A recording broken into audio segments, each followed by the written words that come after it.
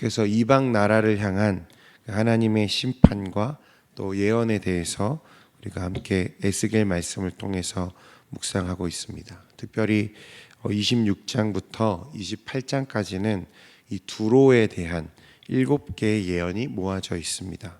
오늘 우리는 그 중에서 총 4부분으로 나뉘어져 있는 그 두로를 향한 하나님의 심판 예언을 방금 본문으로 읽었습니다. 첫 번째 예언은 그 2절부터 6절까지 말씀인데요. 말씀에 보면 두로가 예루살렘에 관하여 이르기를 아하 만민의 문이 깨져서 내게로 돌아왔도다. 그가 황폐하였으니 내가 충만함을 얻으리라 하였도다.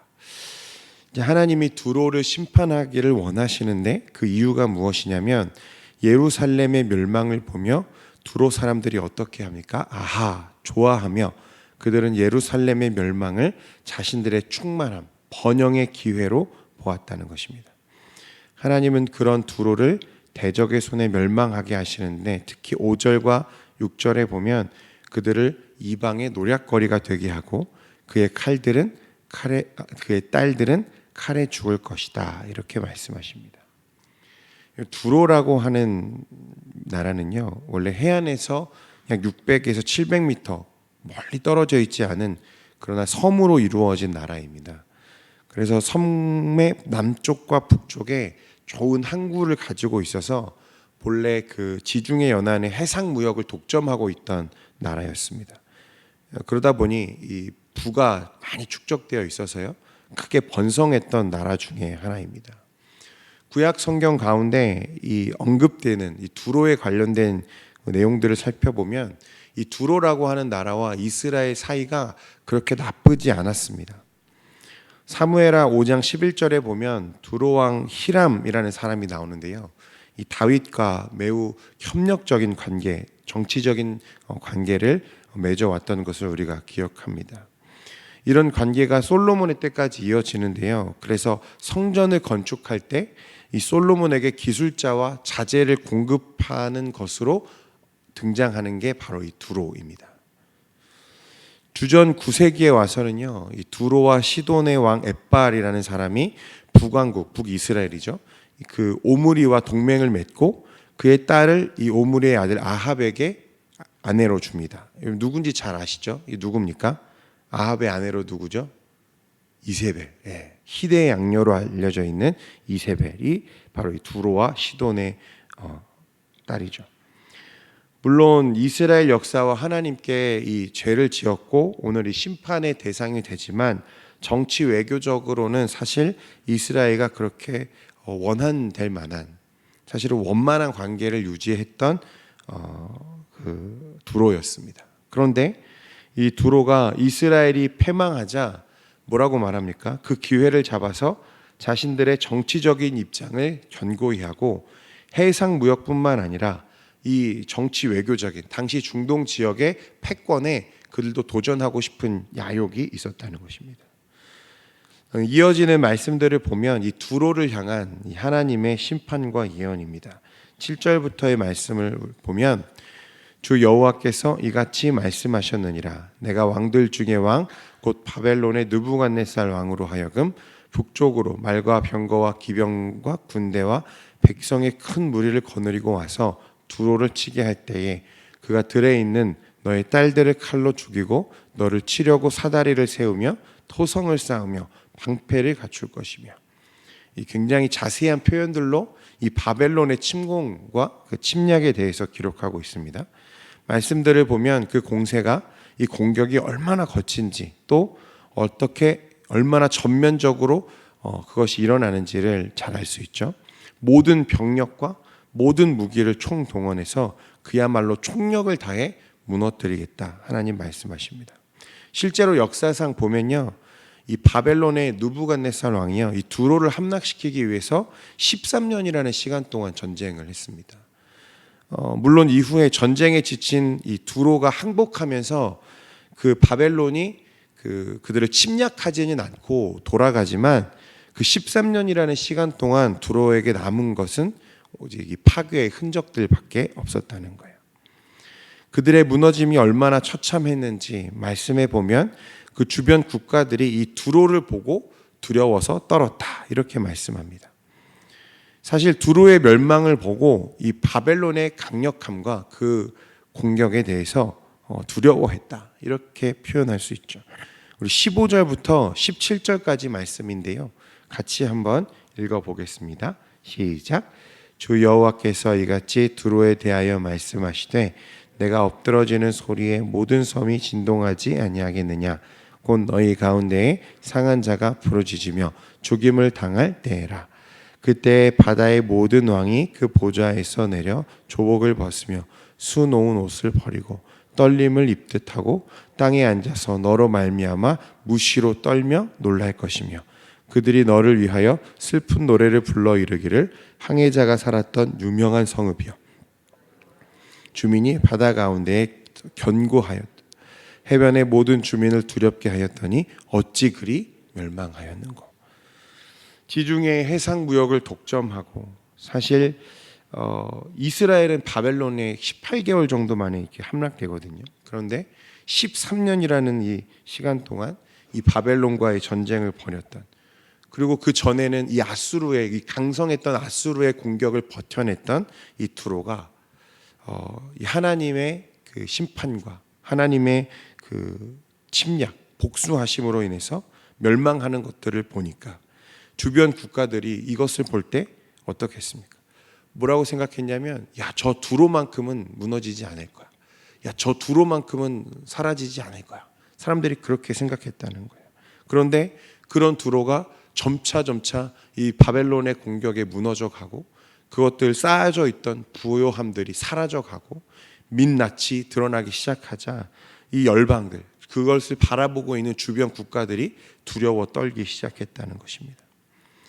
전의를 상실하고 그 하나님의 이 심판 앞에 그는 두려워 떨었습니다. 성도 여러분, 오늘 이 두로를 향하신 하나님의 심판과 또 말씀이 우리에게 어떠한 깨달음으로 다가옵니까? 이 하나님 없는 번영, 하나님 없이 쌓여져 있는 이 번영이 얼마나 허무하게 무너져 내릴 수 있는지를 두로를 통해서 우리에게 하나님 말씀하고 계십니다. 하나님은 두로의 이름을 이 땅에서 영원히 지우겠다고 말씀하십니다. 바벨론 왕 느부갓네살의 공격으로 폐허가 된 두로는 실제로 조금 더 연명하는 듯하죠. 포로가 되지 않고 이 조공을 바치는 관계로 살아남습니다. 그러나 이후에 이 마게도니아 왕 그 알렉산더에 의해서 완전히 멸망하게 되는 역사적인 절차들을 밟게 됩니다.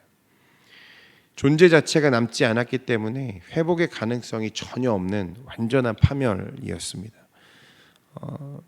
그들이 끔찍한 공포에 넘겨주고 더는 사람들이 찾지 않게 하실 것이다.